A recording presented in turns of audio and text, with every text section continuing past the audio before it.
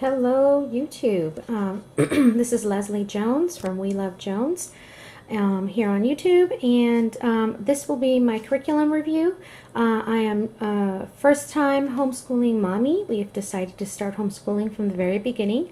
My son is very much in that preschool age, and we decided to use the Bob Jones K3 Pathways for Preschool curriculum.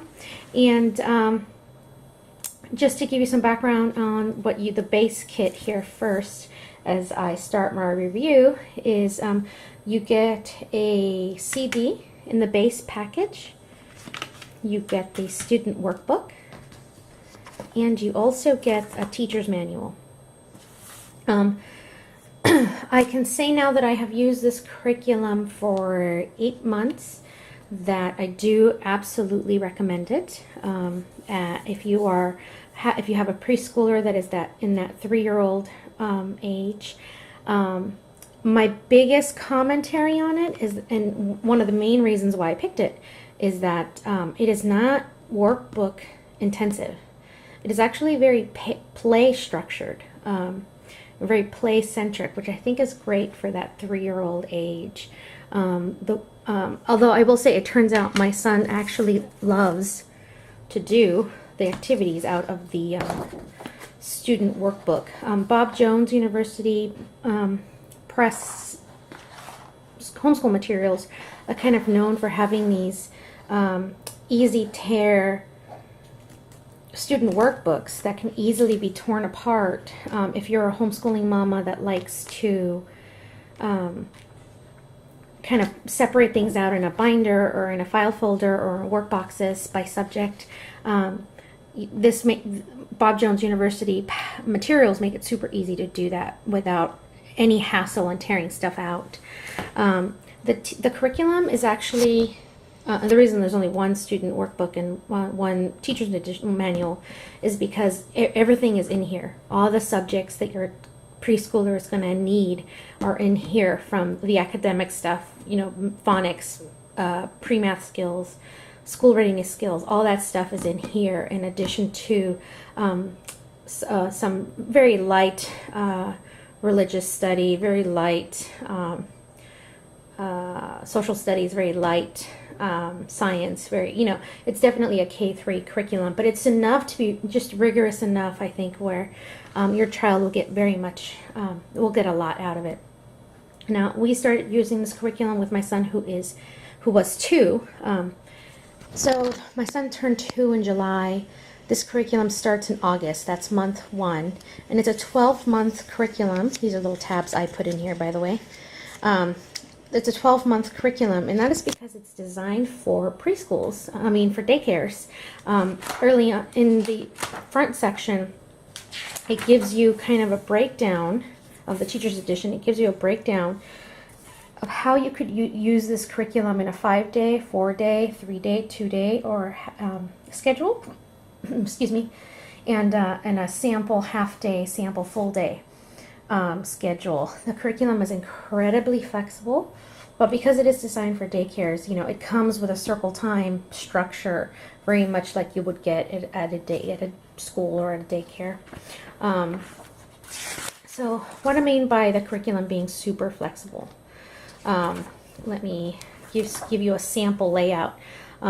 Each page is a lesson, so this page is lesson 68, this page is lesson 69, and each page has these cards, and they're color-coded, so throughout the curriculum, phonics is always this baby blue color, and more active activities, if your child's having a particularly active day, are in this teal color, and the reading recommendation for that day is in this fuchsia color, and a worksheet is going to be in this dark blue, and so on and so forth, and those colors stay consistent.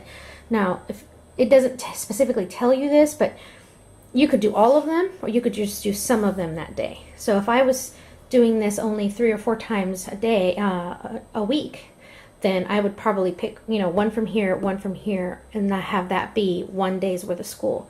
But my son and I just, worked it out where we basically do school just about every day. He liked the 5-day schedule. So I would pick the circle time and then maybe one other card and then 3 cards the next day and so on and so forth. It just depended on the day and the suggestions for that day's lesson. So it's very flexible.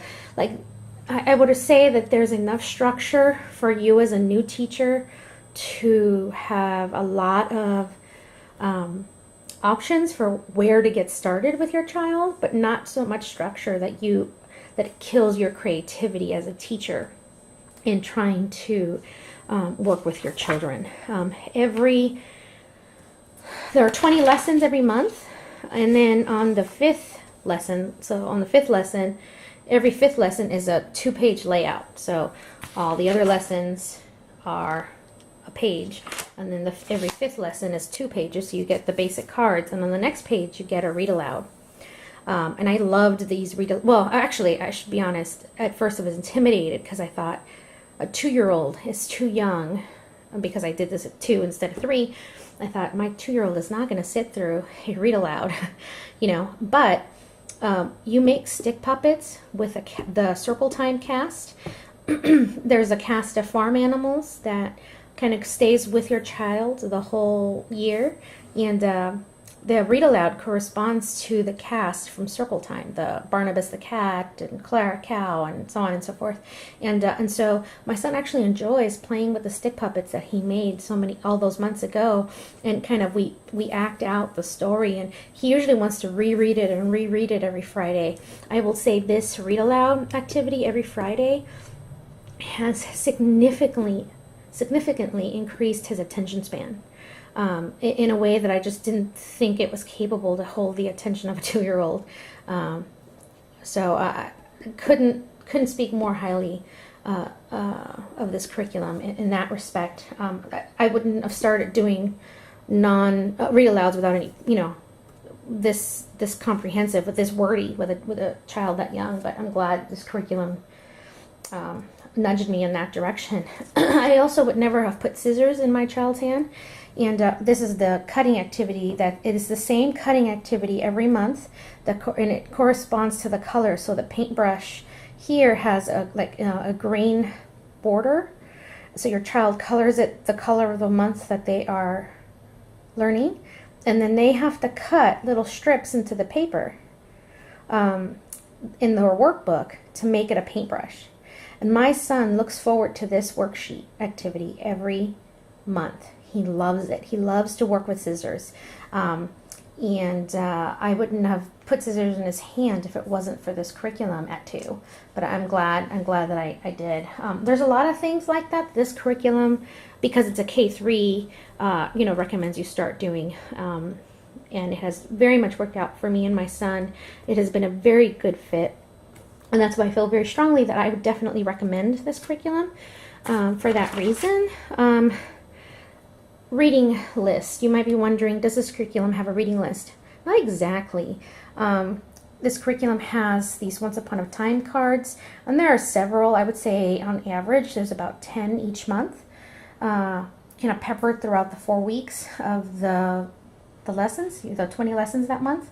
But there's no one centralized place where you can pull the list. So you have to kind of go through it ahead in advance and go to the library and check them out. And I've never had a hard time getting my public library to get me a book that that they didn't carry. They usually would just borrow the book from a neighboring library here in Mississippi, and a couple times they actually borrowed the book from a library out of state, and they would just warn me ahead of time that certain books that I put on hold would take longer to come to me. So I haven't spent any money hunting down these books. I just talk to my librarian, give her my list once I put it together, once I pull it from the curriculum, and she has them ready for me every month. So don't be intimidated by that. And they're great because they correspond to the lessons that you're doing that month. So I very much loved that. The next thing I liked about this curriculum, that Bob Jones University seems to have their proprietary, they call it a Precursor Font. I think I went too far, a Precursor font that they use to kind of prepare your child for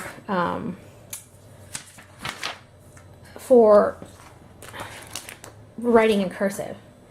So here's what that Precursor font looks like.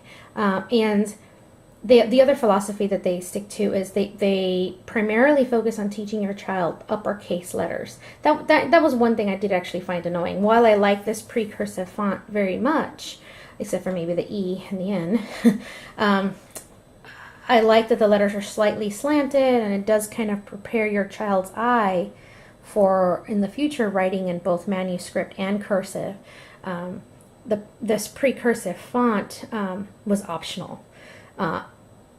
There was, in the visuals packet, which was optional, you don't have to purchase the visuals packet. They were reversible, so you could either use a regular letter, manuscript letter, or you could use their Precursor font. You can also download this Precursor font off Bob Jones University Press's website if you want to create your own materials to supplement the curriculum, which I think I will do very soon so that I can repeat a lot of the lessons in Spanish for my child. My next big plus, at first I thought it was kind of frustrating, but it worked out actually. At the beginning of each month, which they call units, there's field trip recommendations, which are great because, again, they correspond to what you're working on. And because this is tailored to daycares, they have ideas for how you can change your classroom. While I don't have a classroom in my home, we don't have a spare bedroom to convert into a schoolroom, I do kind of skim this to see what materials I can change out that are available to him. Change out what blocks are available to him, that change out what books are available to him for nighttime reading, what kind of imaginative play we do together, what kind of art supplies to make available to him so it corresponds to what we're working on. So it was great to kind of, when I'm lesson planning and preparing for school for the next month, to kind of figure out what to make available to him. So I would say there are times where the fact that it's written for daycares is annoying, and then there are other times where it's actually really helpful. For example, there are snack suggestions for snacks you can do that corresponds and kind of tie it into a lesson that you're working on that week. You're going to give your child a snack anyway. You might as well do something that complements what you're doing in school. We're vegan, so sometimes I couldn't do it, but when I could, I would. It tells you what. Another thing that I liked, but was also kind of annoying, is the CD. It tells you what, if you wanted to use the CD that day, what options include music. But then it didn't tell you what number song. So the CD is, all the songs are numbered. Of course, they have track numbers. So I had to kind of reread. These are all the songs in the CD. Sometimes it would be kind of annoying to hunt them down. I will say I wasn't a big fan of the music because it's the same kid singing each number, and not all of the songs are complete. But what I did love was this music for rhythm section, the music for listening, and the sounds for listening. My son loves this section, and so do I.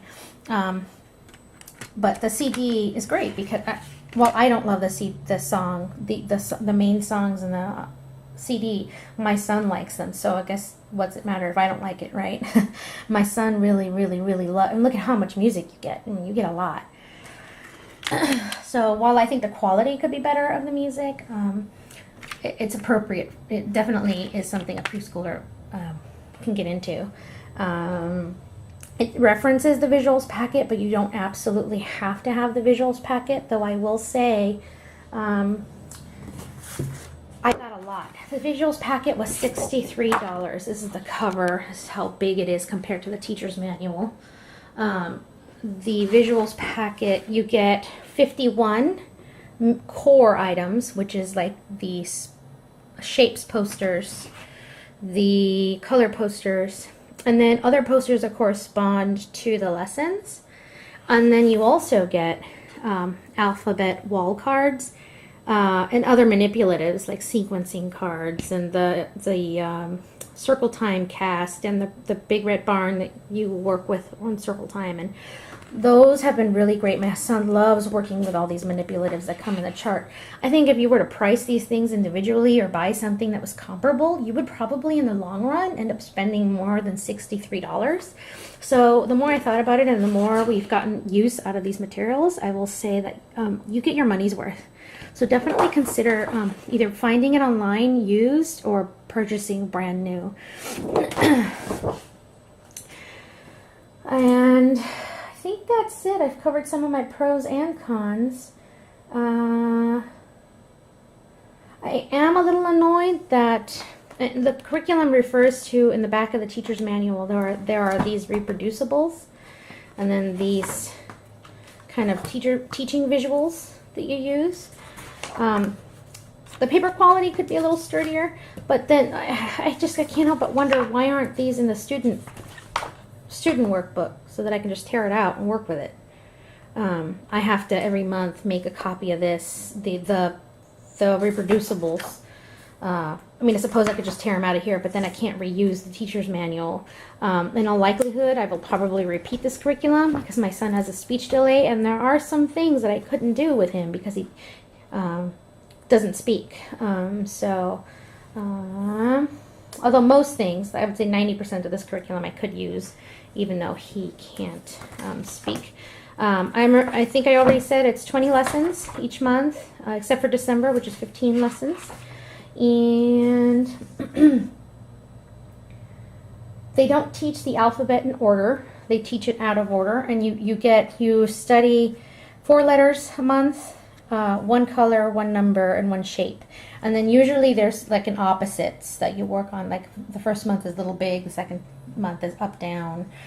And it does get a little more intensive. You know, some months there are 2 things you work on, and other months there isn't. In the language art themes is where they sneak in, each month they have language art themes, and that's where they sneak in the social studies and the science, the little bit of science that they do, and it's all very much preschool level. Well, that's it. That is my review of the curriculum. If you have any questions about the Circle Time or this curriculum or what's included, please let me know, and I will be more than happy to answer any follow-up questions. Thank you for watching. Bye.